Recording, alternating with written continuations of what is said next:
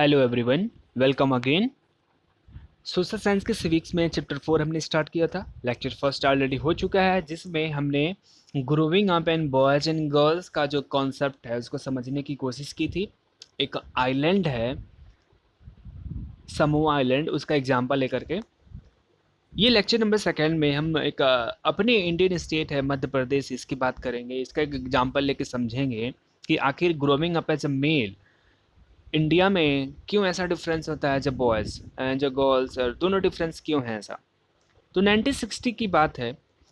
मध्य प्रदेश जो स्टेट था, तो मध्य प्रदेश इंडिया जो है हमारा, जो इंडिया पे यहाँ पे बॉयज़ एंड गर्ल्स के लिए डिफरेंट आउटलुक होता था। अभी भी है ऐसा, ऐसा बात नहीं है। तो बॉयज़ एंड गर्ल्स के लिए जो डिफरेंट आउटलुक है ये हम इसमें देख सकते हैं। स्कूल्स में भी जो गर्ल्स का स्कूल था उसको डिफरेंट टाइप में डिज़ाइन किया जाता था। मध्य प्रदेश की बात हो रही है। गर्ल्स का जो स्कूल था बहुत अलग तरीके से डिज़ाइन किया जाता था, जैसे बॉयज़ के स्कूल से। और जो गर्ल्स का स्कूल था वहाँ पे एक सेंट्रल कोर्टयार्ड हुआ करता था। सेंट्रल कोर्टयार्ड का मतलब ऐसे कि स्कूल है चारों तरफ से और बीच में इनका जो कोर्टयार्ड है, कोर्टयार्ड मतलब कि जहाँ पे ये अपना प्ले ग्राउंड समझ लीजिए। तो ये कोर्टयार्ड होता था, अपने बीच सेंटर में होता था।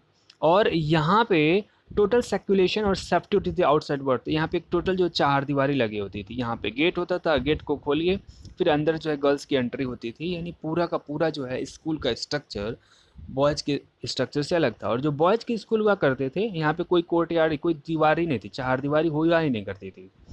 और यहाँ पे एक साइड में इनका स्कूल हुआ करता था और यहाँ पे एकदम खुला प्ले ग्राउंड है, बच्चे खेलें घूमें कहीं भी मस्ती करें, ये सारी चीज़ें होती थी। तो ऐसा प्ले ग्राउंड होना खुले में और गर्ल्स के लिए प्ले ग्राउंड होना, बट किसमें, किसमें चार दीवारी लगी होती है, इसके पीछे क्या रीज़न होता होगा। सिंपल सा लॉजिक है, वहाँ गर्ल्स की सेफ्टी की बात हो रही थी, गर्ल्स की सेफ्टी। दूसरा, तो ये जो स्कूल में शिक्षा दे रहे हैं कि गर्ल्स को हमेशा क्या होना चाहिए, गर्ल्स को सिक्योरिटी प्रोवाइड कर रहे हैं, यानी उनके अंदर में दिमाग में ही शुरू से ही क्या डाला जा रहा था, डर की भावना डाली जा रही है। डर की भावना डाली जा रही है कि गर्ल्स को ये समझा जाता था कि बहुत ज़्यादा वो क्या प्रॉस्परस होती हैं, उनको ज़्यादा डिसिप्लिन होना चाहिए, यानी सभ्यता से, सम्मान से, एकदम डिसिप्लिन अनुशासन में रहना चाहिए। अगर कहीं भी जा रही हैं तो ग्रुप्स में जाएं। कहीं भी जाती थी तो लड़कियां जो वहाँ पे जो थी ना ग्रुप्स में जाती थी, यानी चार लोग पांच लोग एक साथ जाते थे, क्योंकि ऐसा जो वहाँ के जो उनको ऐसा डर बैठा दिया गया था दिमाग में कि अगर बाहर में अकेले जाएंगे तो उनके ऊपर टीज्ड होता है ना, कि बच्चे जो बॉयज होते हैं गर्ल्स के ऊपर में, समझ ही रहो आप, अटैक करते हैं, कुछ टिबोली मारते हैं, अंट संट बोलते हैं उनके ऊपर में। तो इससे बचने के लिए गर्ल्स को हमेशा से यही सिखाया गया कि आप किस में जाओ, ग्रुप्स में जाओ, क्योंकि आप इससे बचे रहोगे, कोई भी चीज़ होगी तो जल्दी से घर आ जाना है, शाम होते होते घर पहुंच जाना है। तो ये सारी चीज़ें की जाती थी। मोस्ट सोसाइटी अगर वर्ल्ड में बात करें ना, कि वर्ल्ड में पूरे विश्व में भी जितनी भी सोसाइटी है, इंक्लूडिंग हमारा हमारा खुद का सोसाइटी, वहाँ पे मेन और वुमेन का जो रोल है, जो रोल होता है, उनका जो प्ले होता है, उनका जो वर्क होता है, उसको इक्वली वैल्यूड नहीं किया जाता है। मेन और वुमेन्स के पास सेम स्टेटस भी नहीं है। जितना वैल्यू एक मेल को दिया जाता है उतना वैल्यू आज किसी फीमेल को नहीं दिया जाता है। एग्जाम्पल के तौर पे मैं पूछूं आपसे कि इंडिया कब आज़ाद हुआ था, आप बोलोगे सर 1947 में। और 1951 से हमारे इंडिया में प्राइम मिनिस्टर बनते हैं ना, फर्स्ट जवाहरलाल नेहरू थे। अभी तक near about 17 prime minister India के बन चुके हैं ना अभी हमारे honourable prime minister Narendra Modi ji हैं। मैं पूछूं आपसे, इतने 17 प्राइम मिनिस्टर में जो हमारी कंट्री के हेड हैं, कितनी बार वुमेन्स बनी हैं? Of course only one times. वो इंदिरा गांधी जी थी जो बन गई एक बार बाई चांस। उसके बाद भी कोई बनी है क्या? आप हिस्ट्री में भी जाओगे, हिस्ट्री में चलते जाओ आप।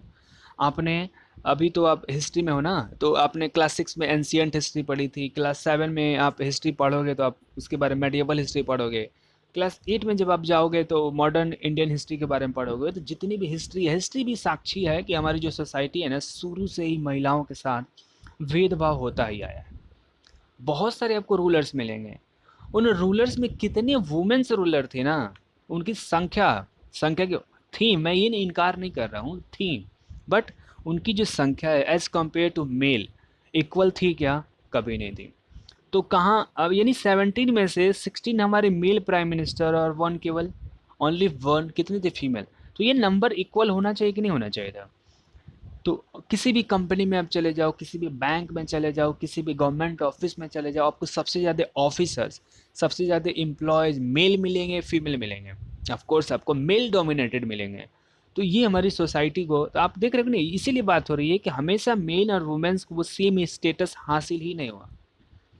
हम पार्लियामेंट की बात करते हैं, हम डेमोक्रेसी की बात करते हैं, इस डेमोक्रेसी में भी जितने हमारे एमपी एमएलए चुने जाते हैं उसमें कितनी वुमेन्स होती हैं? नियर अबाउट 10% भी नहीं होती हैं। तो इसीलिए कहा जा रहा है कि सेम स्टेटस हासिल ही नहीं है।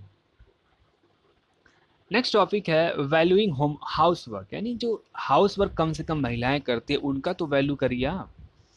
मेनी वुमेन्स जो होती हैं वो काम करती हैं कहाँ पे? ऑफिस में भी काम करती हैं, और बहुत सारी ऐसी महिलाएं होती हैं जो ऑफिस में काम करती हैं, और बहुत सारी ऐसी महिलाएं हैं जो केवल हाउस होल्ड वाला जो वर्क है, घर के अंदर का जो काम है वही करती हैं। कम महिलाएं ऐसी होती हैं जो बाहर का काम करते हैं, ऑफिस का काम, लेकिन बहुत सारी ऐसी महिलाएं हैं जो केवल हाउस होल्ड वर्क करते हैं। अक्रॉस द वर्ल्ड, अगर वर्ल्ड में अब जाएंगे तो जो मेन रिस्पॉन्सिबिलिटी देखा जाता है किसकी, हाउस वर्क में कौन सी रिस्पॉन्सिबिलिटी होती है? यानी केयर गिविंग टास्क, बच्चों को, चिल्ड्रंस को केयर गिविंग करना, उनकी देखभाल करना।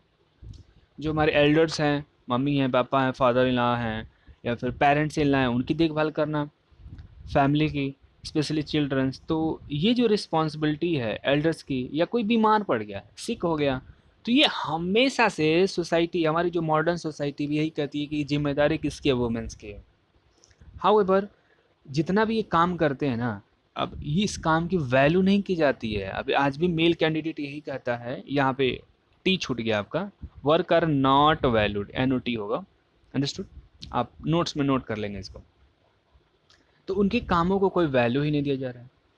तो इसीलिए बात हो रही है कि valuing homework is an important element which needs to be propagated in the society. इसीलिए बात हो रही है कि वैल्यूइंग होमवर्क, हाउस वर्क, उस वो जो हाउस वर्क करती हैं भैया, वो भी एक काम है, उसके लिए भी पेमेंट मिलना चाहिए। अगर नहीं पेमेंट मिल रहा है तो उसका भी इज्जत करो। आप केवल ऑफिस जा रहे हो 9 to 6, सुबह 9 बजे गए, शाम को घर आओ, केवल वही जॉब नहीं है।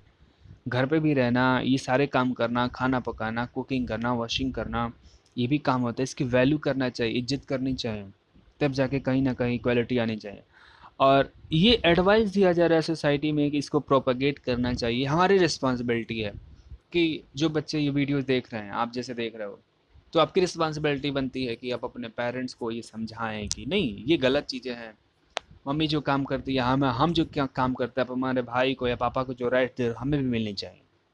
समझ में आई बात? ओके, इसके आगे की कहानी लेक्चर थर्ड में पढ़ेंगे। Okay, thank you.